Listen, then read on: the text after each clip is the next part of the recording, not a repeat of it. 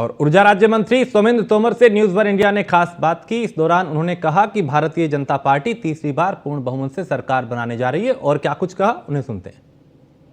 पहले चरण का चुनाव हो चुका है, वोटिंग परसेंटेज काफी कम रहा है। भारतीय जनता पार्टी के लिए इसका मुनाफा है या नुकसान है? फिलहाल हमारे साथ हैं ऊर्जा राज्य मंत्री सोमेंद्र तोमर। सोमेंद्र भाई, क्या कहना है? पहले चरण में जो मतदान प्रतिशत है काफी कम रहा है, दूसरे चरण के मतदान के लिए किस तरह से लोगों को प्रेरित करेंगे आप? देखिए, मैं न्यूज वन इंडिया के माध्यम से हम लोग सभी लोगों से ये निवेदन कर रहे हैं कि लोकतंत्र का सबसे बड़ा त्योहार हमारा चुनाव है और चुनाव में सबकी सहभागिता हो, सबका आशीर्वाद मिले, सभी लोग मतदान करें।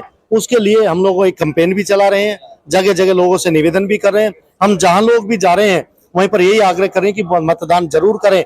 और मैं ये विश्वास के साथ कह सकता हूं कि मतदान प्रतिशत इस बार जो अपना 26 का चुनाव होगा उसमें बढ़ेगा। अखिलेश यादव कह रहे हैं कि पश्चिम यूपी में बयार बदल गई है। पश्चिम यूपी की 8 सीटों पर पहले चरण में चुनाव हुआ है, कहीं ना कहीं भारतीय जनता पार्टी धराशायी होती हुई नजर आ रही है। अखिलेश यादव जी ने बिल्कुल सही कहा है कि पश्चिम की बयार बदल गई है। उसका कारण है क्योंकि पश्चिम की बयार ने जवाब 14 में दिया, 17 में दिया, 19 में दिया, 22 में दिया, इसलिए अब उनकी समझ में आ गया कि पश्चिम की बयार भारतीय जनता पार्टी के पक्ष में है।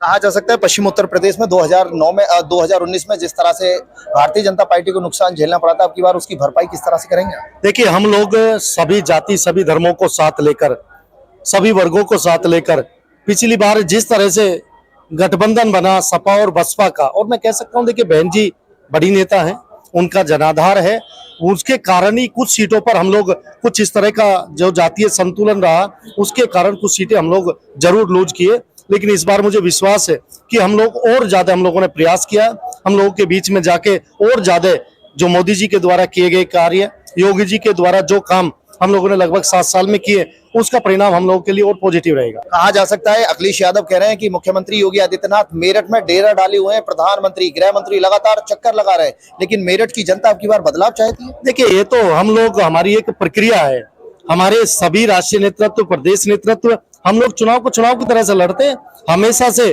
पहले भी आते रहे, आगे भी हम लोग, मैंने कहा ना, हम चुनाव को चुनाव के तरीके से लड़ते हैं और हमारा राष्ट्रीय नेतृत्व, प्रदेश नेतृत्व हर विधानसभा को, हर लोकसभा को टच करने का प्रयास करते हैं। ये थे हमारे साथ ऊर्जा राज्य मंत्री सोमेंद्र तोमर, जिन्होंने कहा कि अब की बार मेरठ में कमल खिलने जा रहा है। मेरठ से अतुल शर्मा की रिपोर्ट, न्यूज़ वन इंडिया।